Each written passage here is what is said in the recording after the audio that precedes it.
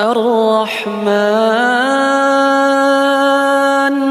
علم القرآن خلق الإنسان علمه البيان الشمس والقمر بحسبان والنجم والشجر يسجدان